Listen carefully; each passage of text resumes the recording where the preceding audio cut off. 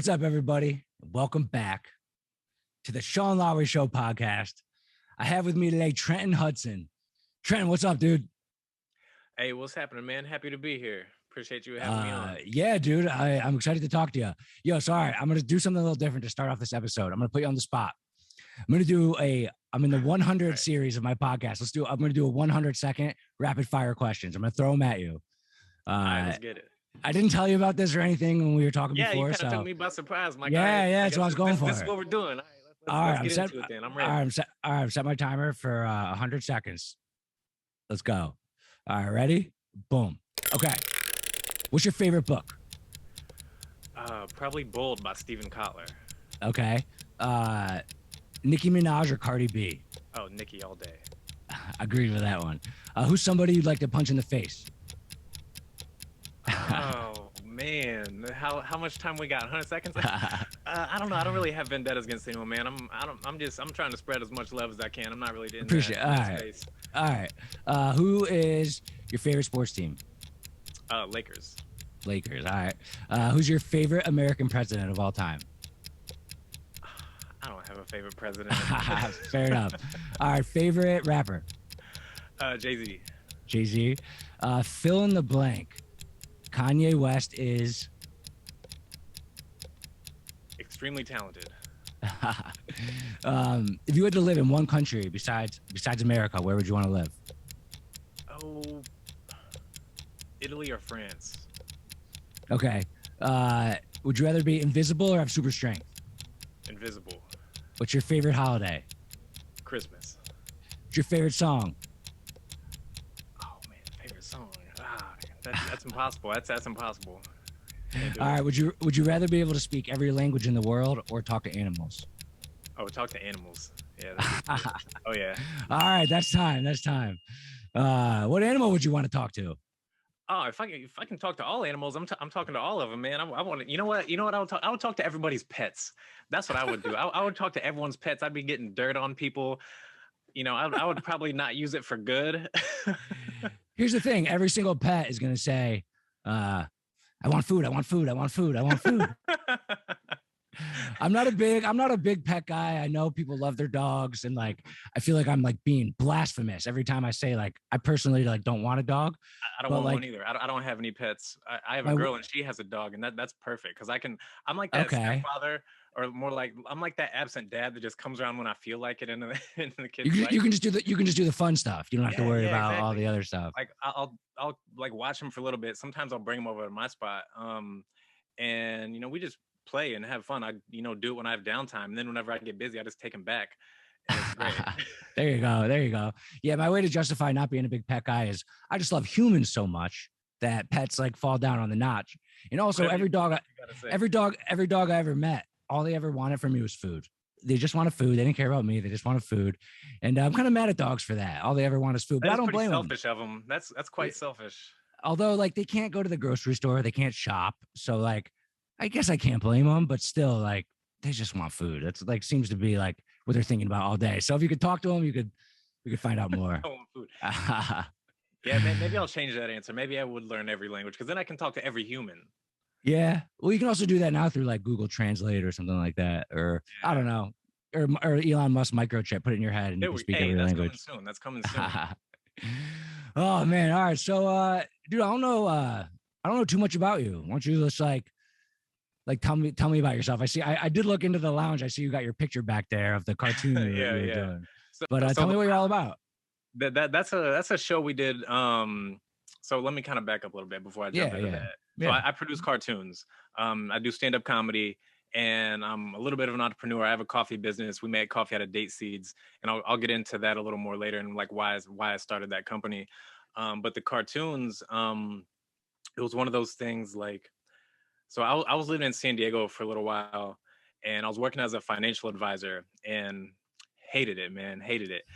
Even though I worked for a great company, like huge company, I loved the people I worked with. The people that were above me were great leaders. They were good at everything. I just couldn't stand it. So I'm like, man, what can I do to, that I'll love to do and that will eventually be able to afford me the kind of lifestyle I want to live.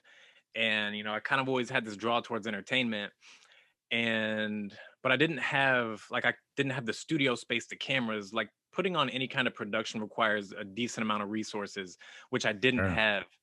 And so I called my brother up. I'm like, hey, you want to make a cartoon? Because we'd always been huge cartoon fans.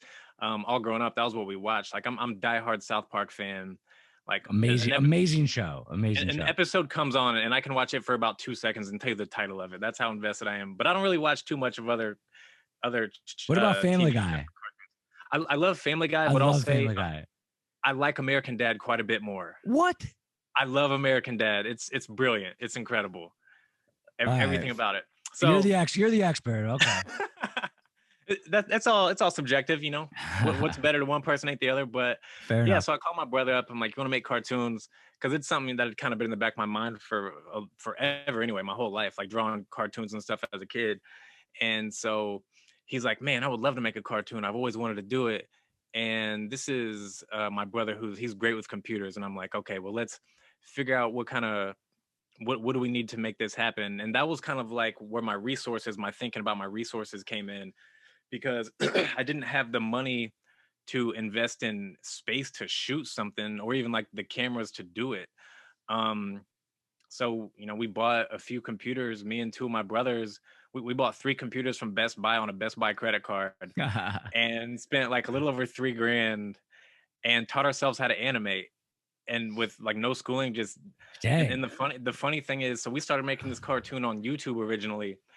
We didn't even buy the computer software. We pirated it from the internet. So like we were just being as resourceful as we could. Like we can, get some computers on this credit card and steal this software and figure it out from there. And that was kind of what we did. So we started pumping out episodes like twice a week, every week for a while. And that was like grueling, because animation is really time intensive and very tedious and it consumes you. And so we were doing episodes twice a week. And how long were they? 1 to 4 minutes typically. Okay.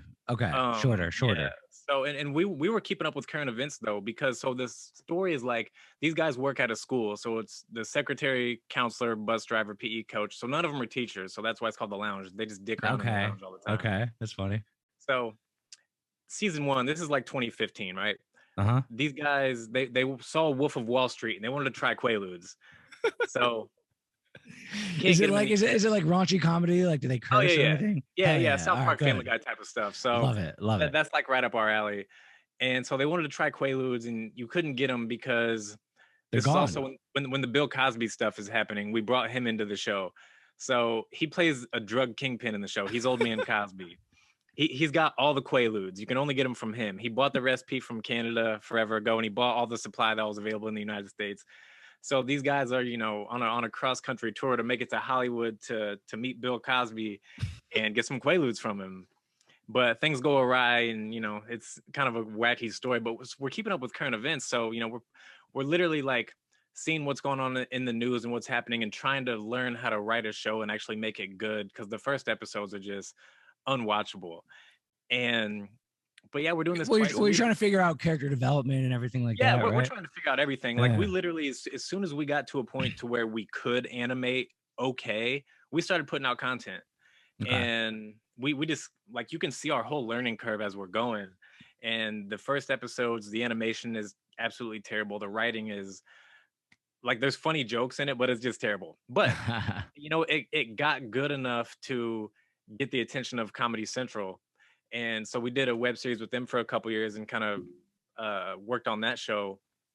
And then, we got a chunk of change from that. And then, we're able to buy the software we needed and things like that. But yeah, that's how we started, man, was just Best Buy credit card wrecked like $3,000. And that's incredible, man. I love the hustle. And went from there, man. And then just kept building it. And, have been able to work with some great people since then. Yeah. So dude, I love the hustle. Obviously, the pirating the software and all that stuff. The credit card. You gotta do what you gotta do, man. Yeah, seriously. And dude, I always give a lot of credit to like TV show writers, because, because it's hard. To write. Like, people don't think it might be easy to, like, you got to think of a storyline like every episode. Even yours are even shorter though. But like, so you have like the voiceover, right, and then the writing, and that stuff's hard enough, but then you got to do the animating. Like, yeah. I mean, we're doing all this, and how do you like give me like the idiot's guide?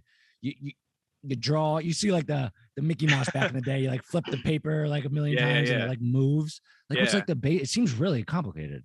It is, but so luckily we were like a really small operation, and so we're just doing 1 to 4, maybe a 5-minute episode here and there, so we can skip some of that process. So since we're writing it, we're also directing it. We cut out the storyboard process, which is a huge tedious, like time consuming thing. And it's so it was essentially, episode concept, write the episode, rewrite the episode, rewrite the episode, and then do voiceovers. And then we would just plug our voiceovers into the animation software and kind of build the animation around the voices. And so it's kind of tough because you got to have that kind of ear and that vision. So when you're doing sound editing, you got to literally play this episode out in your head and get the timing down. And in the early episodes, the timing was off. Like they moved so slow. It wasn't until we started working with Comedy Central that we elevated everything, just went so much better. Obviously the animation got better, the writing got better, the storylines, just the overall production quality. And, in a few years, we went from making unwatchable content in 2015 on YouTube when we started to, just a few years later, we're making stuff that's TV quality. And now, we have a couple of shows that we're pitching right now. We actually have a pitch with Netflix in like a month for one of our shows. No way. And, we've been able to work with some great companies, some great people. And now we have, connections all over Hollywood at pretty much every streaming service and a lot of production companies. But that's just from hustling and a lot of. Okay, so I got a brother who is literally the absolute master at sending cold emails.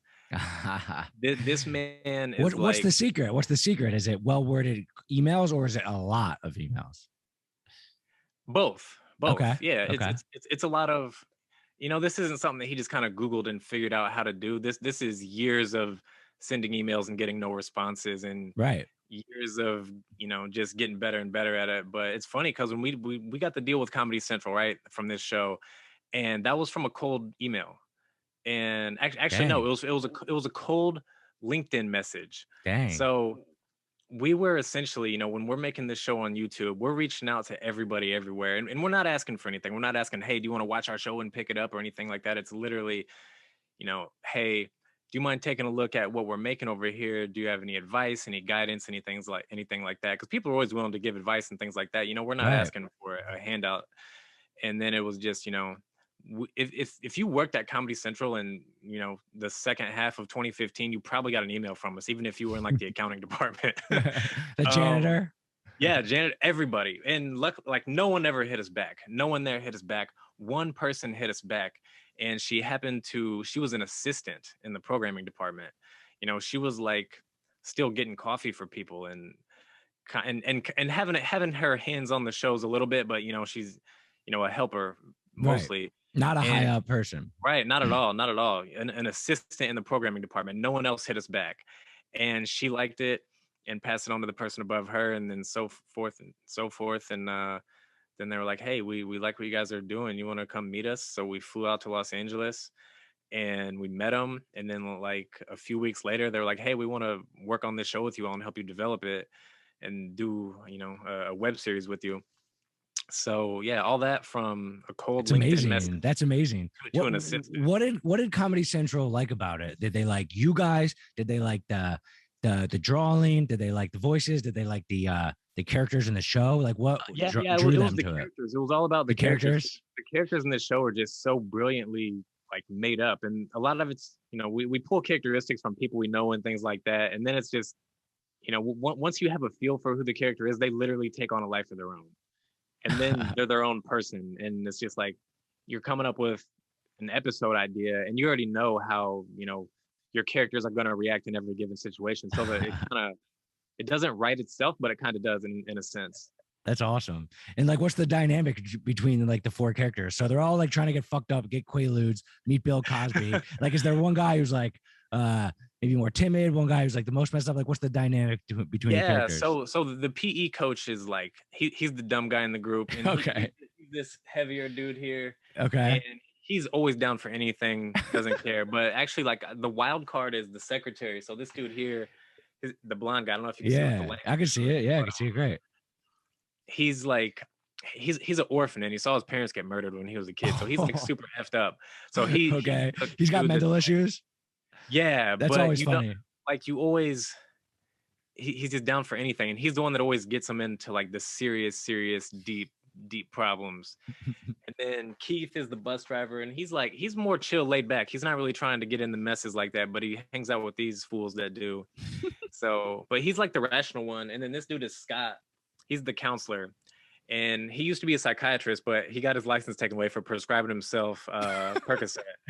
So now he's like the school counselor, and that's he's actually like a really good family man, but he just hangs out with these fools, and he kind of bad crowd when it comes to the peer pressure. Yeah, exactly. You know, that sounds hilarious. Like that's awesome, dude. That's so cool. Do you do like multiple voices? I do a lot of voices. On this show, I only do Scott. And there's a principal in the show. His name is Carl. So Carl is, this show, whenever it gets to the point where it needs to be, and we're still pitching this to some other networks and production companies to see about being on TV with it. But Carl is the school principal, and Carl's kind of like a nemesis. But he's more so just an arrogant prick, and so he's always bossing them around and being, busting their balls, because he's a billionaire in the show. So he's like the school principal. He's the city mayor, and he owns like most of the real estate in town. So every show needs a nemesis, a bad guy. Yeah, and he's secretly like the richest man in the world. He's like Vladimir Putin. He's got his hands in everything from like real estate, stocks, to weapons dealing, drug dealing, money laundering, like everything across the board. So he's that gives him a lot of range to be in a lot of plots. Like show up. Exactly. Yeah. So he's a super funny character, and I do his voice too. But we recently did. A few years ago, we were doing this show called Real Ballers of the Association, where we were making fun of all the drama that happens in the NBA news cycle. And I did like 75% of the voices on that show.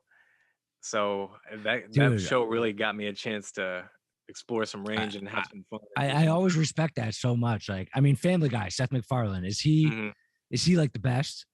Is like, oh man, he's really good, right? With voices. He's incredible. Like, he's so good at doing voices and having fun with it. And Trey Parker and Matt Stone too. Like, I always tell people, like, I get a lot of people that are like, how do I get into voice acting? It's like, well, first, I mean, if you're not gonna be in an environment, any kind of schooling environment that's gonna, help you get those connections and really show you the things, you just got to study on your own. And you can start with South Park and Family Guy. South Park's voice acting is like so good that it makes the show move fast and at the right pace, and it's just like these are absolutely geniuses at what I'm always so impressed by like on Family Guy, Seth MacFarlane. He does Stewie, he does Brian, I think he does Quagmire too, and Peter. And Peter. Yeah. So like, how many times do those four people interact? Like, there's a whole there's a whole episode where it's just Brian and Stewie, and like it's dialogue the whole time.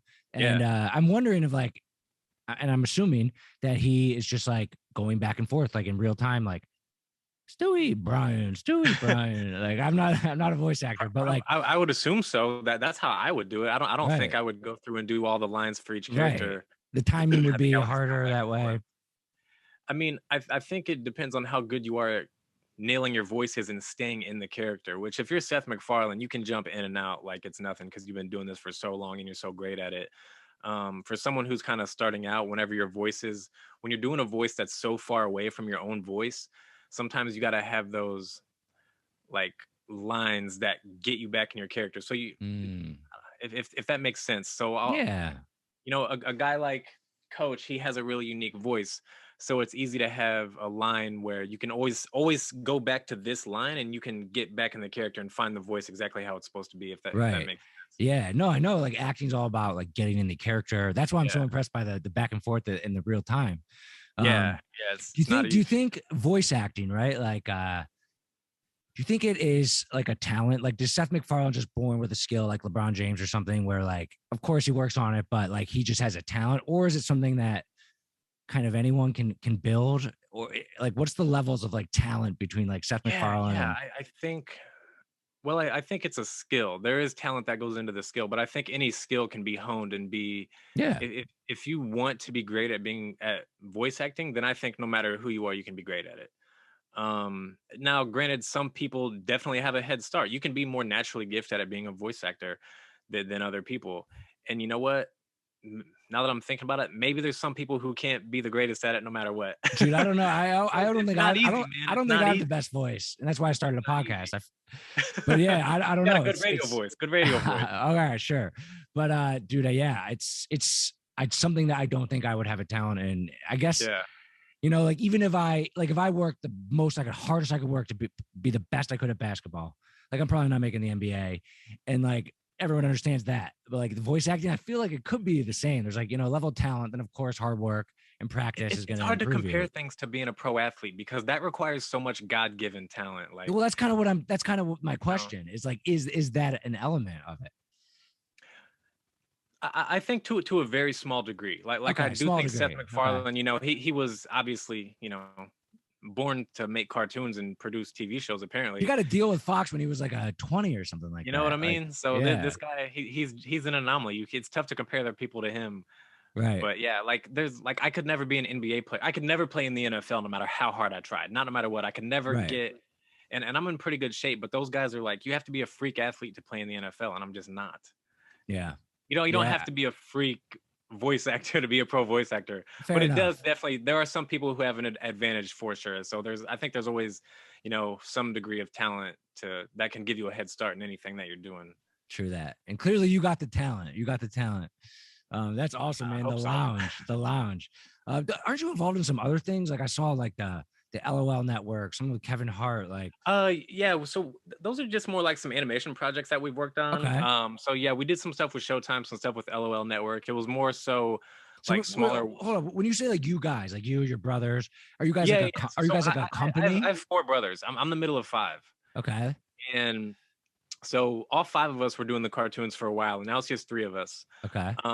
But so yeah, whenever I say us, that's who I'm talking to. Yeah, but are you guys like a company, like an organization, or are you just yeah? So our last name is Hudson. So we just have this company called Hudson Productions, and then we also have like Riot Comedy, which is underneath of Hudson Productions. Okay. And yeah, so Riot Comedy is more like our brand name, and kind of what we're more so have like a little bit of a name for. You know, when we reach out to people, we're like, hey, this is the Hudson brothers from Riot Comedy. That makes sense. Yeah, you got your corporation name, your parent name, and then the thing that you want the people to know you by is Riot Comedy. What's Riot Comedy? It's like a content business. It's exactly. So it's our production company, and most of the stuff we've done is like smaller internet stuff. Although we do have a couple projects in the works right now that, you know, are starting to gain some traction and, you know, may have the potential to go to television. Like we're working on this project right now, and I don't want to, you know, give much of it away, but we have some like really cool talent attached to it, and like some people with some decent names and respected names in this. Well, I saw on your Instagram, you had the guy from Anchorman. I forget his name. Yeah. So he came through for this project. Yeah, the guy from Anchorman. He's what's his name? Champ.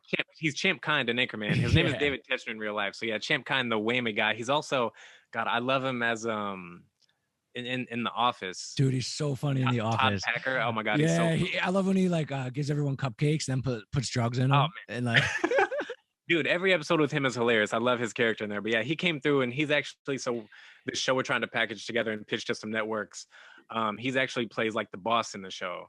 Dude, that's a huge dude. So like Hollywood, Anchorman, like and I'm like a big fan of his. And the funny thing is, you know, we got connected to this guy through someone else who's on the project, a comedian that we've been kind of in contact with for a little while.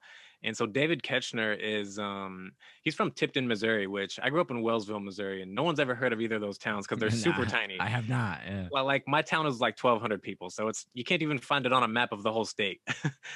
And we grew up in towns. Now he's like quite a bit older than us, but we grew up in towns like an hour and a half away from each other in small towns. So whenever we got linked up, it was just kind of like we just connected on that Missouri thing, and like there you Missouri go. And coming to Hollywood.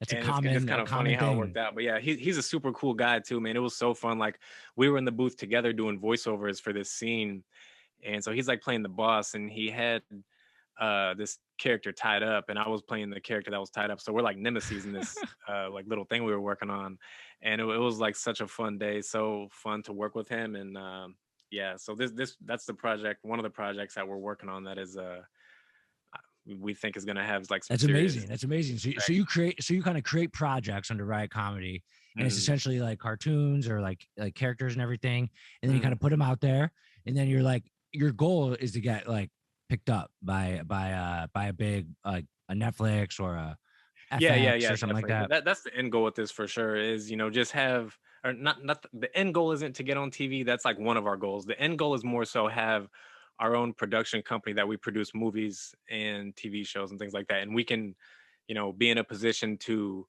produce the whole thing in its entirety and not need investors or outside streaming partners and things like that to help cover the cost of producing a show. Because when you're looking at the cost of producing an episode of animation, like most people have no idea how much it costs.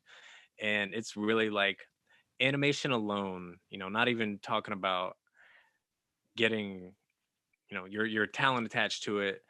You're talking like 600,000 plus an episode. Dang. Just for animation. So like, and it can, Rick and Morty is a really intense show. If anyone watches Rick and Morty, I love Rick and Morty. They're not getting episodes done for $600,000. Like not with all the action sequences. Oh, way more. Yeah, with all the action sequences they have. And, you know, I don't know anyone personally who's worked in the animation on that show, but I know people who have worked on even like The Simpsons and South Park and Family Guy and all these shows, and those are always like $600,000 to $1 million an episode. Dang. And so I would imagine Rick and Morty with all the fight scenes and the war and all the violence, and like it's hard. That's a lot of work to put into an episode, which is probably why it takes 8 years between seasons for the shows. That's awesome, man. That's fun. So like you are a creative person. Like when you wake up every day, you're kind of just like, all right, like what am I gonna work on? What's my goals? Like you have a lot of different little projects. Are you trying to see what picks up, or like what's the first thing you think about in the morning? Oh man, anymore, like I'm always in the creative space because I mean, like you said, that's what I do. I create, but I've been so focused on my coffee company lately. So I just started this coffee company we opened like last October. Why'd you start that? What's the story of like, how did that come about? Yeah. So I started this company. I'll take it back a little bit. So when I was 20 years old, I woke up one morning on a Sunday morning, like a little before 8 o'clock, probably. Chest is hurting a little bit. And I'm like, well, this is kind of weird. I feel like, and my arm was hurting too. I feel like I slept on my arm wrong. My right arm, I'm like, this feels weird. You know, got this nerve pinched or something. And so I get up and I'm like, trying to walk off. You know, I walked it off and, you know, went back to bed, came back, started to feel a little nervous. Chest is just like on fire from like here to here, from like my collarbone to like my sternum, all the way across. There's like pressure. I'm like, this is weird. These are like symptoms of a heart attack, but I can't be having a heart attack. I'm not in like a lot of pain. Like I could go to work right now, and I almost did. So I go to the hospital, sit in the emergency room for like an hour and a half, 2 hours in the waiting room before they can call me back. They call me back and do all these tests, and it turns out I was having a heart attack. So yeah, 20 years old, had a heart attack, one of those like random fluke things. Yeah, wild, right? So it turns out I have 2 aneurysms in my LAD. And if anyone, you know, listening, if you don't know what an aneurysm is, essentially it's when the walls of your artery get weak and they kind of expand like a balloon. So instead of your blood flowing straight through there the way it normally should, it'll kind of tumble through there and it'll clot. So that caused a heart attack. And so there were 2 aneurysms. I had another heart attack 15 months later. So the bottom half of my LAD, there's no blood flowing through there at all. And typically that'll kill you. But before my first heart attack happened, my heart had already started developing these arteries around it. So I developed feeder arteries around my LAD to deliver blood to that bottom left side of my heart. Like the body. Wow, I didn't even know that was possible. Dude, the body is incredible. So like it was basically your body was like finding another route it's amazing, to push the blood through. That's so cool. That's exactly. My body's literally like, we have to repair this or do something to get around it. Otherwise, we're gonna die. You were young and healthy, so like that and helps. It took care of it. Yeah, definitely. It definitely helped being, as young as I was. my body was able to, heal and bounce back really fast. But the thing is, when you have a heart attack, whatever damage is done to your heart, that never heals. So whatever damage is done, and you got to live like that forever. But luckily, I'm super blessed. Someone's looking out for me because there's almost no damage done to my heart. It's almost impossible to even find on an ultrasound. And my heart has completely normal function. And we've done like every test in the book at this point. And so that was like, yeah. So everything looks normal. My cardiologist is literally like, yeah, I'm not worried about you. So what does this have to do with coffee? So. Okay. So I gave up caffeine because it gives me chest pain. I love caffeine, man. I don't know if I could do that. I like caffeine, but I love coffee even more. I love the taste of coffee. I love the smell of it. I love a good latte. They're so good. So gave up caffeine, and I mean, I'll still have coffee every now and again, not very often, like almost never, but maybe if. Yeah. So, and definitely never more than 1 cup, and I never have coffee 2 days in a row. But so yeah, I started making this coffee out of date seeds for myself. Really liked it. Got tired of making it for myself. Wanted to just go buy it in the store. Couldn't find it anywhere. So I'm just kind of like, aha. There's kind of like an opportunity. And also I have a chance to help people who are in situations like me, maybe people who can't have caffeine or people who just want to live a little healthier, whatever it may be. So instead of coffee grinds. Yeah. So I started making it. And dates are very healthy. Exactly. Like, they're great for your.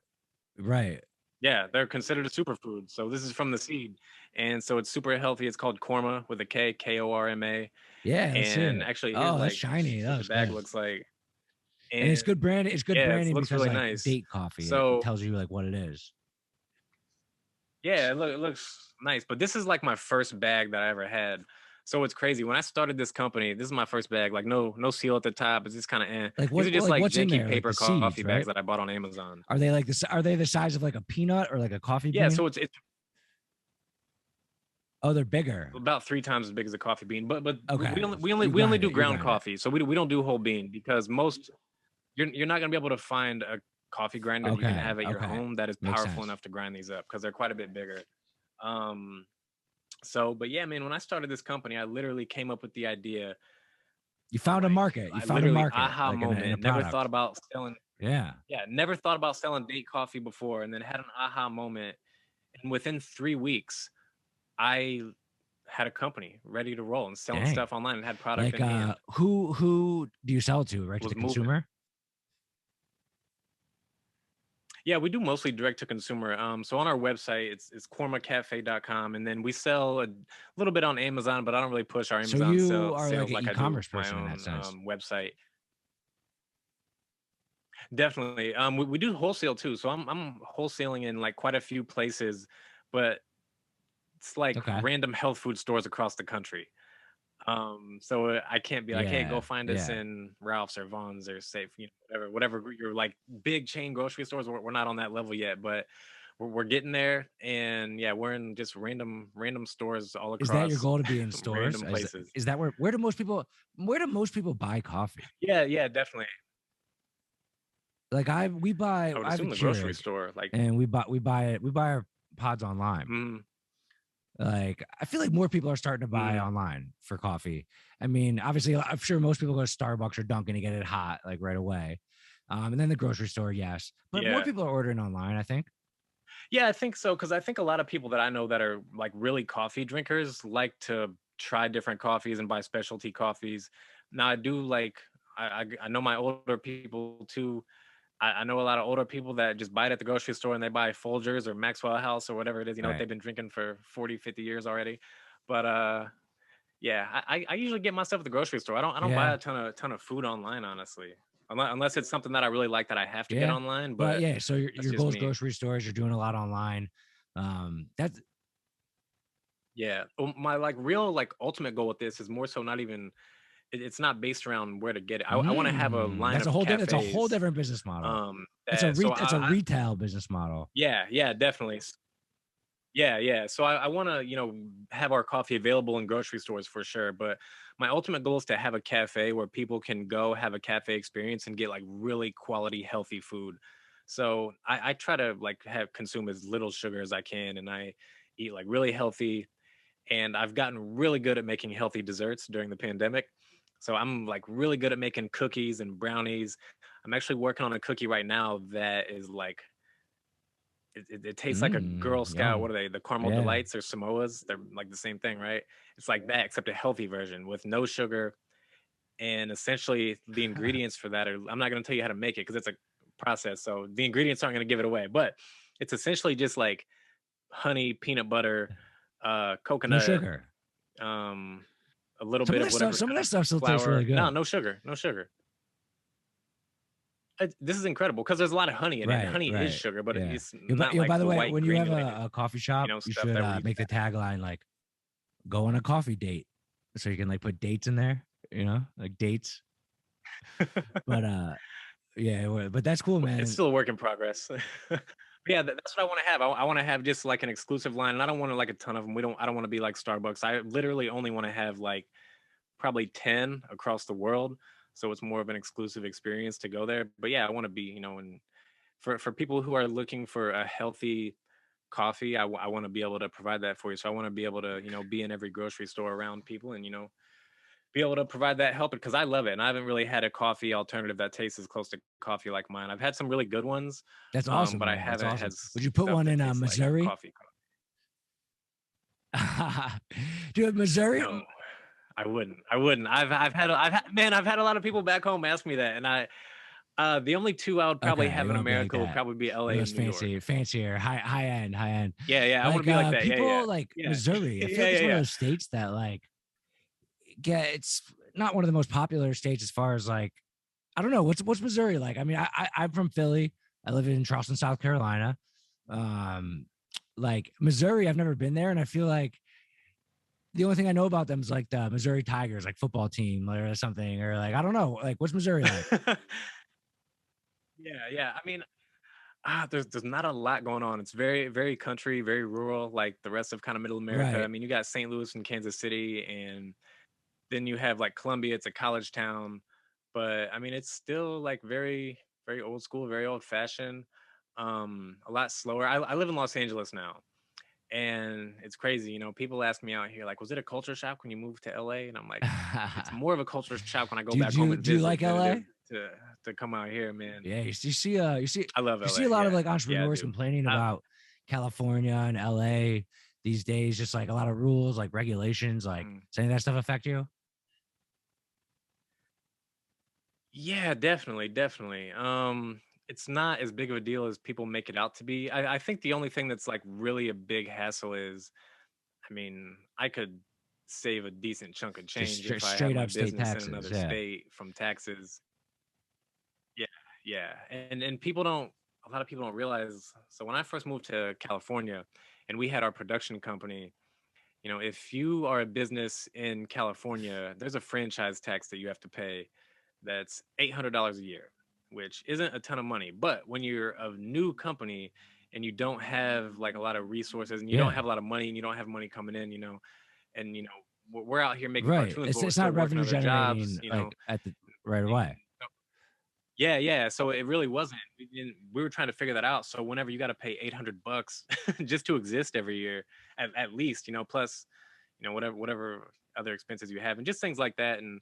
But honestly, man, I like living in LA, and most of I kind of need my business in LA. My coffee business needs to be in LA because everything is pretty much sourced from Southern California, and my production company needs to be in LA because this is where the business is. So yeah, so I kind of don't have a choice, but I mean, we could make it work from somewhere else, but that would be a hassle. That would be more of a hassle than the restrictions and you ever listen to Joe Rogan? California, honestly.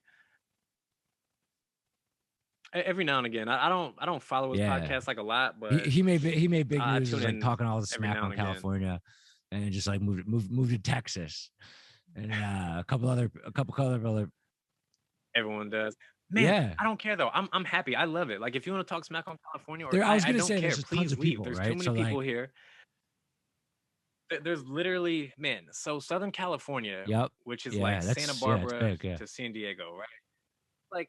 Jeez, it's like 18 million people, and if 10 million people would just leave, no waits at a restaurant, I'm telling you right now, if half the people in Southern California left Southern California would be the very best place to live on the I entire mean, it's hard planet, to and it debate that. wouldn't The even be weather close. is amazing, and it's beautiful. They got the beach. You got the beach. You Endless got things to do. I don't know. There's like mountain ranges. There's everything. It's a beautiful place. Like California is obviously incredibly desirable place to be. Just looking at the basics. But yeah. So yeah, you're happy with everyone leaving. Yeah, but it's not just the traffic. When you go anywhere, there's a line. You got to go inside the bank. I hate that. I hate lines. I hate inefficiencies. Like. Me too. Me too. Me too. That's what took me a while to get used to. But like the traffic doesn't bother me anymore because I listen to audiobooks now when I'm in the car. So there's sometimes where I'm like, man, I wish this drive would take longer because I want to finish this chapter. That's a good attitude. So it doesn't bother me at all anymore. But yeah, the waiting in lines in other places, I'm like, man, why are these people in the same place as me? What kind of books are you listening to? Are you listening to like personal development? Or are you listening to like novels? I listen to a lot of different things, mostly personal development, mostly business books. Or something you've been listening to recently. I'm actually having on next week on my podcast. I'm having on Robert Greene, who's the author of the 48 Laws of Power. Like, okay, dude, to me, he's like, I can't believe like I'm gonna be talking to him. I'm nervous. I'm so excited. I'm so excited. Yeah, that's awesome. That's but great, like, super happy for you. Yeah, go ahead. So yeah, some of my favorite books. Yeah, I don't do a lot of novels. I do mostly me too. Nonfiction, but so I love Stephen Kotler. He's probably my favorite author. So him and Peter Diamandis, I like them both a lot. They co-authored a book called Bold, which is one of my very favorite books, maybe my favorite. Stephen Kotler also wrote The Rise of Superman, which is great. And Stephen Kotler, his books are all about like ultimate human performance and flow states of consciousness. I really like let's see what else. Oh man, I came across this book recently called Blue Fishing by Steve Sims. And it's just all about making things happen. And it kind of reminded me of like my story starting, my coffee company, whenever I made everything happen in 3 weeks, like went from idea to reality in 3 weeks. And that was like product testing, built a website, reached out to influencers, and like a zillion things to do in 3 weeks. But he's talking about the importance of just starting and hurry up and getting things out there, because so many people, they overanalyze what they want to do and what they want their product to look like and this and that. Like I've changed my packaging 2 or 3 times. Like I've changed my website, I've changed everything. But the thing is, the faster you can get something out there, the faster you can test it and change it and adapt to what your community is asking or showing you. It involves hustling. So yeah, that's what you said you're up to, hustling. Like, what would you say to somebody? Yeah, exactly. People who are like, hustling culture, hustle culture. It's like unhealthy. It's like, it's toxic. Like you're spending too much time like grinding, and you're not getting any like mental health. Like, what do you say to someone like that? Because I mean, I'm a hustler. That's the thing. Everybody's different, so it may be toxic to you. It may be unhealthy for you, but I love it. Like I wake up. I'm a 5 a.m. type of person, so I wake up, I meditate. And then I do some Wim Hof breathing, and then I maybe do some stuff on the electronics, like answer emails or stuff real quick. So like I work out at the apartment complex in my gym. That's late. But it doesn't open till 7 a.m. I work out at the gym in my apartment complex, but yeah, it doesn't open till 7 a.m.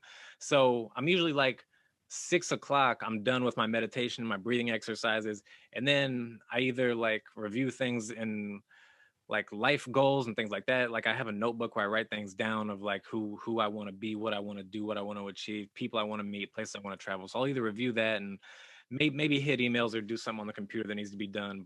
And then 7, I'm in the gym, and like 8:30, 9 o'clock, I'm ready to take on the day. And I need that like workout. And then I get to hustling, man. And I love it. I love working on myself, and I love working on my business. I love reading. I love learning. I love that whole personal development progress, and it's a lot of work and it never ends. But dude, yeah, hustle culture can be good for some people. I love it. I need it. I can't be happy without it.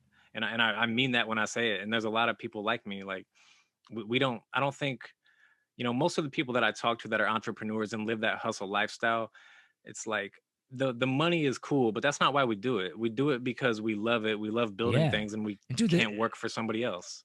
Exactly. And the money is hustling, just icing on the cake, For the people it works out for is like you like are fulfilled. You have something that you're always going after. Your life is rewarding. Yeah, exactly. Yeah, Right. Your life that's is what it is for rewarding. me. You I always have have to be something to go chasing after. You always something. have an objective. Like, I think humans are very like Yeah. objective based. Like after Yeah. my grandma died, like my grandpa like basically started dying Yeah. right away because like he didn't have anything to live for. He didn't make any new friends. Like I always think it's important to like have something that you're going after, have something that you're going for. Like, and if you win the lottery and sit on the beach, like you don't have anything like You that, want and to that hear? leads to unhappiness. Yeah. You want to hear something crazy? People that So retire young, at age I think. 65 Yeah. that is young. So people age 65 and people age 75 when they retire. People who retire at age 65 are more likely to die within the first 10 years after It's retirement not than even a people who surprise to me. retire That at might age sound like it sounds a 75. surprise to some people, and that's crazy. I mean, it's illogical. It's When I illogical. found that out, like, I if was you just shocked. put it I out on was shocked. paper. But like, Yeah. Like you're just looking at age and time. Like if you work till you're 75, you're more likely to live to 85 than a person who retires at 65 dude, I mean, is it's to live to wild. But like 75. for That's me, crazy. like I know that like this is one of my favorite topics. It's like having an objective keeps you happy, it keeps you alive, and like that's why I love hustling. And then on top of that, you can like make money from it too, which is good. If you know, and if that's kind of like the goal is to like, you know, sell products or get eyeballs or whatever it is, it results in money. Yeah. And you get to help other people. You get to do so much. Like even look at your podcast. This is like great value that you give away for free. That, you know, there's people watching this who are going to pick up tips. You know, they watch your podcast and they're like, oh, I can learn something from this guest. I can learn, you know, I'm looking forward to him having this guest on and whatever it is. And, you know, the hustle culture is like, it can be, there's so many good things that come of it, but yeah, it's not for everyone. Not everyone thrives on it. I thrive on like what we were just talking about, the growth and the process and everything about it. And I love the competition of it too, but it's a healthy competition. And, you know, I'm in this space and I'm rooting for everybody. It's not like, of course. I feel like there's enough, there's enough pie for everybody in it, you know? Like on that note, the people who like talk shit on hustlers or like their goal is like to kind of do nothing. Like I worry for them that they like won't have a fulfilling life because they're like calibrated. Like they don't understand that like happiness comes from like having like in the layman's terms, like something to do, but like an objective, something to fight for, purpose. Yeah, of course. Purpose. Yes. And like that is created through objectives and through trying to do things and accomplish things, setting goals. Yeah. And you got to find it on your own. And I saw one time, like the 3 things that people need to be happy is autonomy, mastery, and purpose. So you need the autonomy, you need to be given some freedom to kind of do things and figure things out on your own. And the mastery gives you happiness because you feel proud like of yourself. You're growing, you're achieving, you're doing this. Yeah, and then your purpose is, you know, what you tie all that to, and what keeps you going and what drives you. And I just started a new audiobook. I started Man's Search for Meaning. And I'm not far enough into it to really talk about the book, but I can just kind of say the gist of it. It's about it's a true story about this man who was in a concentration camp during the Holocaust. And this book doesn't dive into all the gruesome, the atrocities. It's not another one of those books. He even addresses that. He's like, we have enough of those. Like, you've heard all the stories. He's like, this is just, you know, about how the humans interact with one another and how you can still find meaning against circumstances and things like that. But yeah, I just started it, so I've heard a lot of great things on it and seen great reviews. So hopefully, you got to read. You got to read. But yeah, it's been good so far. The book I was just talking about, 48 Laws of Power by Robert Greene. Because one thing about it is it's like for sure. We're being like very positive and optimistic. Like this book is like, it's pretty dark. Like it's like about like he's not saying like do these things. He's just they're like laws of like how power works. And one of the like example one of the laws is like take credit for like other people's accomplishments and like things like that. They're like very dark, but it's like he says like everyone's like a kind of like a narcissist, and but he's saying like if you're like aware of this, you can navigate the world better in reality. And it's like it's not as like you know, like cute and like happy, but like it's like it's one of those things to understand. And he has another book called the Laws of Human Nature. Like there's some things that you want to be like, and there's some things that like are Definitely. And I love learning about that stuff. I think human behavior is one of the most interesting topics. For me, it's like human behavior and the universe, and those are like the top two, like funnest, coolest, most interesting things to learn about, because it doesn't matter, like they're unpredictable, especially humans. Like pretty much most animals just Mm-hmm. like go do everything by instinct, right? But humans are erratic, Irrational. That's actually one of unpredictable, irrational, One of Robert Greene's things is like chaotic. you think you're irrational, um, but actually, like if you break down the decision making, like humans are incredibly irrational, and that's why like marketers can sell products. Like we have a sale. We're doing a $5 Starbucks card for our clothing business, but like, or if we just hit $5 off, like that would be the same thing. But like there's something about that gift card that's like tapping into like the human nature of like, oh yeah, I can get a Starbucks drink with it. And like marketers can take advantage of like understanding human nature and like certain things. But it's just crazy to understand. And it's like if you understand like the good and the bad and like the monster inside of you, like then you can like control it and like be good, and you're so much smarter. Do you know Jordan? Do you know Jordan Peterson? And I think that's such a cool point. You like him? Yeah. Like him? Yeah. Oh yeah. Yeah. He's blunt, straightforward. That's like the kind of communication I like. Blunt, straightforward. But he also talks about what you were just mentioning. About how I like the to use conversation about the dark your dark inside of you. It's so interesting. And yeah. It's such a fascinating way to look at things. And it's like, and I think especially in the hustler culture, you have to tap into that. You have to kind of tap into. It's all about you in a way, because like I'm selfish. I'm a narcissist. Definitely. It's you got to find that beast, and put yourself in beast mode and be like, I'm the shit. I'm a fucking lion killer. Let's go get this sale today. Let's go, let's check off everything on this to-do list, whatever it is. And it's like you gotta get in touch with your dark side. And then that's true. But then the beauty of capitalism is like, well, then if you want to go serve a product or a market or content or whatever it is, you have to like tap into the needs of other people in order to sell it. So it's like it just kind of works.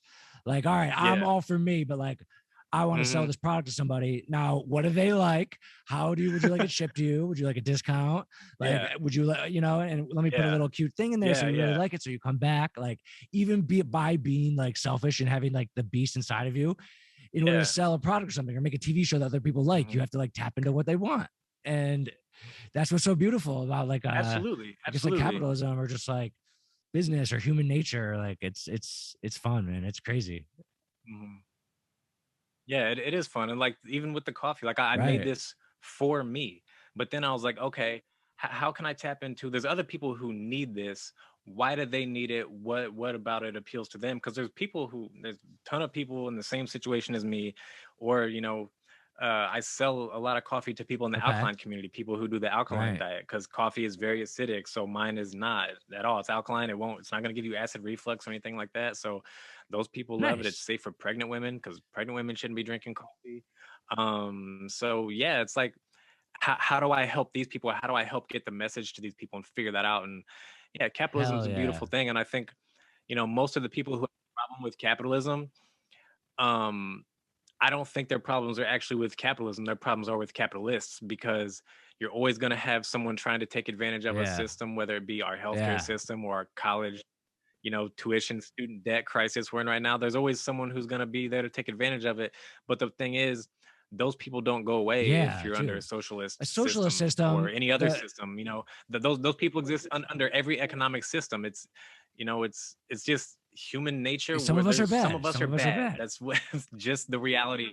That's just the reality of it. And usually in a socialist system, like the person in charge is like usually bad because like because they are power hungry. Because humans are too easily corruptible. And once you get to a point where you have everything at your fingertips, there's not a lot of men in this world that can say, I have everything. I want to share this? And give so that's why away? Like the whole American experiment with like, all right, you can be in power for a certain period of time, and then someone else, like, it's kind of good. It's kind of good. It allows us to be free. Yeah, definitely. I think it's great. And I think the coolest thing about capitalism, my favorite thing about it is literally, if you have a good idea or a good business plan, whatever it is, like under our capitalist system, you can go from a nobody to a millionaire in a day. And also along with that, you can go from a millionaire to a nobody in a day, which is just as beautiful. And it creates like such a perfect symbiotic balance of, there's the companies are supposed to rise and fall. Amazon is on top of the world right now, and they're going to be for a while, but they are not forever. No company is. I mean, sometimes companies they can stick around for a few hundred years even, but they're not forever. They all tumble. I mean, GM isn't going anywhere, but look at the stranglehold they used to have on the car market. Like everything. Yeah, dude. And now, Tesla, and you're going to have other companies that, if these companies that didn't take the time and diligence to really jump into the electronic car, right? Yeah, dude. It's do so, their research and diligence early, you're screwed. So hard to stay relevant, which like, even if you've already made it and you already have one of the top companies, you still need to have that hustler mentality to be like, you got to be innovating. Otherwise you're dead. What's coming next? You almost want to like put yourself out of business because like you don't want to let someone else to do it. You want you to do it. And like that keeps that spirit going. Yeah, absolutely. Like you got to stay adaptive. And I tell people back home. So I know people back home who have like contracting companies, like do construction and things like that. And I'm telling these people, so anyone listening, if you have a construction company, you do any kind of contracting, if you are not investing in 3D printing and exploring what that future looks like, your company is not going to exist anymore in a handful of years. You're as good as gone if you're not at least looking into it now and researching and planning, okay, how am I going to get a 3D printer that's big enough and bad enough to compete with my competition? Because like, they're going to be able to do it faster and cheaper than you, and you're going to get left in the dust. You're going to be out of business. So things like that, like you gotta always stay adaptive. Yeah, that's interesting, man. I had like a 3D printing expert on my podcast before, because I was interested in the topic. But like the one thing I learned from it was like, it's really not there yet. Like if you want to mass produce a product, like you're not going to 3D print it. Like it's good for samples and stuff. Not right now. Right, we're not there. I'm talking 5 to 10 years. That's why I'm saying if you're not researching right now, you don't have to go buy a 3D printer tomorrow. Like that's not what we're talking about. But if you're not planning how to have a 3D printer in 5 to 10 years and how you're going to integrate this into your business and use it in an efficient way, then 10 years from now, your business is not going to exist anymore. Right. But yeah, tomorrow you're fine. But it's, if you're not doing your diligence and researching, then you will get left behind. And that's every industry. That's almost every industry. Like things change, and it's supposed to. And it's hard because like you're focused on like what you're currently doing. It's hard enough with the current moment, and then you got to think ahead. Like you got to be able to balance a lot of stuff at once. Like I know you balance a lot of stuff at once. You said you meditate every morning. Like that's good for you. Like every morning. No. Okay. I have days where I don't feel like doing it. I'm a human being. I'm not a robot. I don't have it yet to like it's 5 a.m. meditate. Like there are days when I stayed up an hour and a half too late. I didn't get to bed when I wanted to get up, so my body's telling me to rest. So I got up at 7. Right. That's one of my problems. I'm a 5 a.m. gym person every day. I went through a stage a couple of years ago. I meditated every day for like 3 months. Like I still meditate sometimes, but like one of my things now is if I stay up too late because I'm still working, then I'm like the next day it kind of throws off that. Yeah. And I'm like, damn it.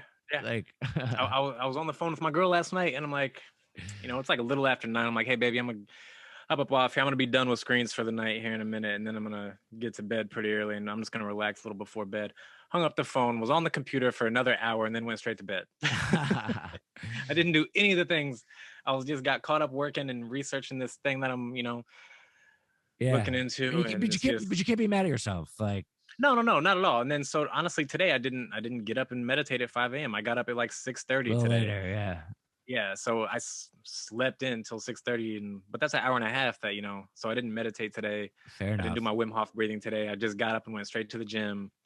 And you can't be perfect, I try to do it every day. Yeah. I set my alarm for every day, but there are days where it goes off. I set my alarm for like 4:45.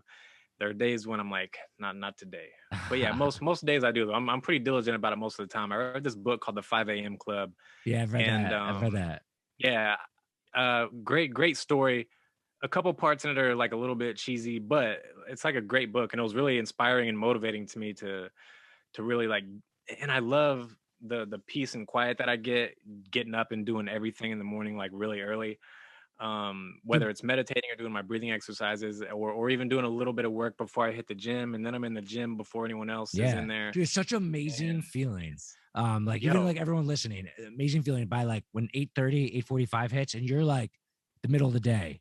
Yeah, like that is like a great. I love that feeling. It feels amazing. It feels like by the time 8:30 rolls around, I'm completely ready for my day, and I've done all the things like with my day that I don't like to negotiate and make cancel. You know, I used to work out in the afternoon, but sometimes in the afternoon things come up and then I miss it.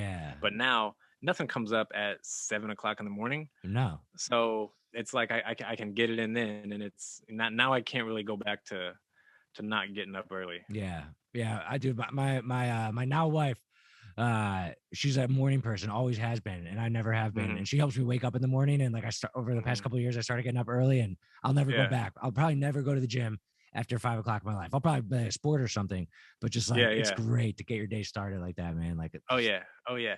And also for anyone listening, whenever you get up at like 5:00 in the morning, the best thing about your day is it's like 10:30, 11 o'clock, and you get to eat lunch already, which is great. Like I love food, I love eating. So literally like 11 o'clock rolls around, I'm like, oh hell yeah, I can eat lunch now. And then you go to McDonald's and they're still serving breakfast. Well, I'm sure you don't go to McDonald's, but you know what I mean. Everyone else is still eating breakfast, but that's awesome, man. Yeah, no, it's great. Like, and then, you know, I try to eat all my food. I don't eat food after 7:00 if I can help it. I mean, sometimes, you know, I'm not the most diligent. Again, I'm human, but yeah, most of the time I'm done eating. I don't do any eating after 7. I like to actually, whenever I'm sleeping, I don't want my body busy digesting food. I want to rest, and that is actually like that sets the tone for my whole day. Typically, is how late I eat, and that's just as important for me personally as when I go to bed. That's awesome, man. Yeah, you said you do stand up. Like, how often do you still do that? Like, you still do that? It was something that I was getting like really. I done it a handful of times, you know, in years past, and then I got really serious about it January 2020. So I'm like, all right, I'm gonna do stand up, and I'm gonna like kill this. Yeah. Right.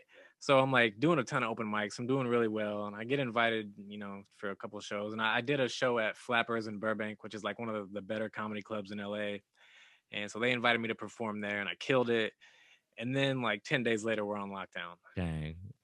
So I haven't done any stand-up the whole pandemic.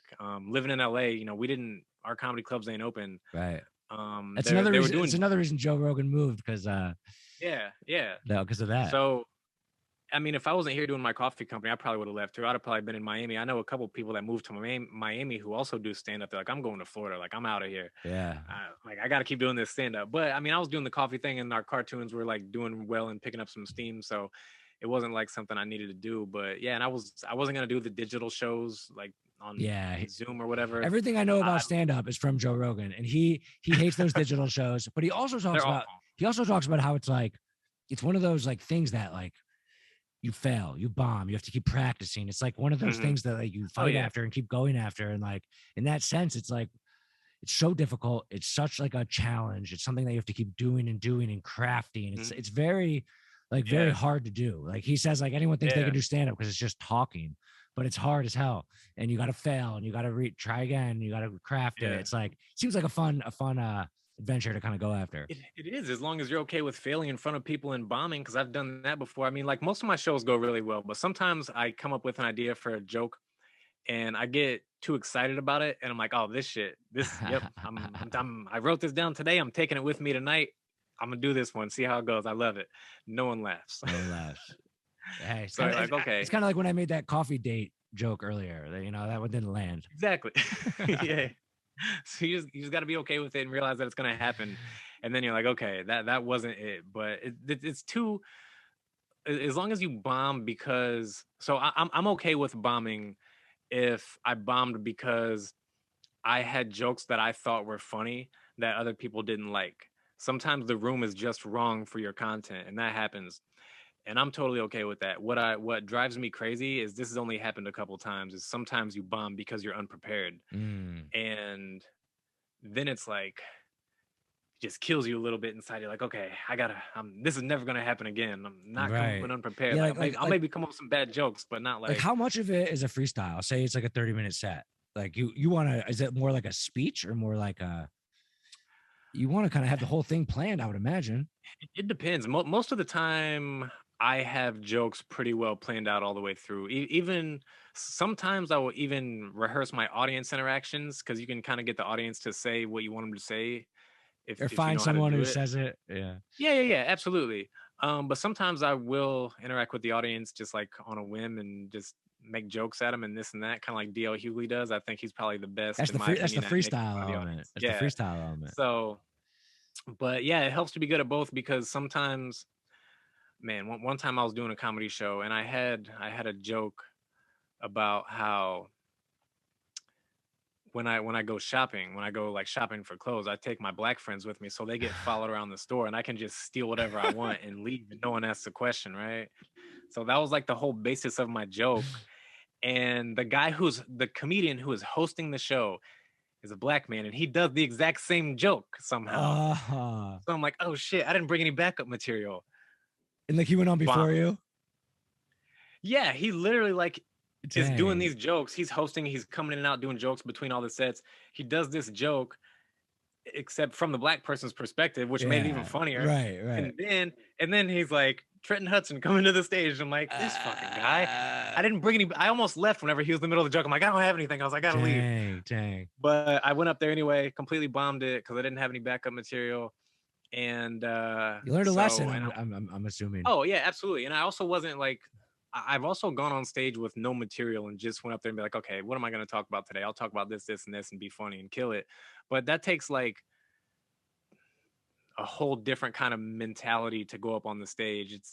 It's a completely different mentality than going up there with material. Yeah. So it's a freestyle rap versus a performance of your recorded songs. Yeah, so you have your head in a different space. So when I had my head in a space, if I'm going there to recite this joke that I have, I was in no space to do the freestyle. Right, exactly. You're prepping. That was the worst show I ever had. Yeah, that was the worst one.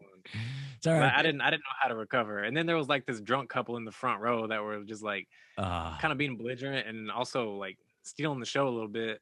Oh man, that's never fun. I know that's a thing that people have to deal with in comedy. Yeah, dude, man, like, never again. Dude, you're up to so many cool things. Excited to see where you keep going. Yeah, appreciate it. Yeah, man. Like, where should like kind of wrapping this up? Like, where should everyone kind of go follow you? Like, should they go YouTube, Instagram? Yeah. You can follow me. My Instagram is at Trenton Hudson. You can check out the coffee at kormacafe.com. You can check out our cartoons. You can search Riot Comedy. Those are you can at Riot Comedy on Instagram, YouTube. That's what all of our stuff is, Riot Comedy. So that's where to check it out. Awesome, dude. You're the man. I'm excited to see what you bring in the future. And we're in touch now. So maybe you come back in the future sometime on the show, man. For sure.